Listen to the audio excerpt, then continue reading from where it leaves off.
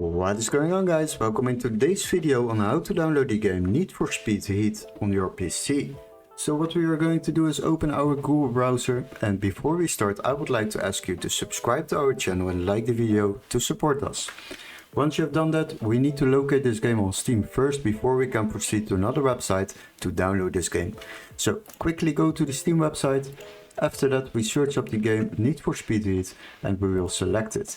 And if we scroll a little bit down, then you will find out this game is currently €69.99 on Steam. Very expensive, but don't worry, we got a little workaround.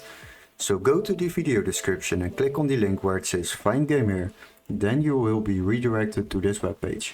The next step is to search up the same game Need for Speed Heat and then search for it. After that, select games on the left side and sort by price lowest first. And now we need to look for the deluxe edition. And as you can see, we have found it over here. So this game can be activated in our country. So make sure this text is marked green and make sure you will find the PC version. After that, select it. And as you can see, we can already download this game for just €4.33 compared to the price on Steam of €69.99. So this will save you a lot of money while downloading games online.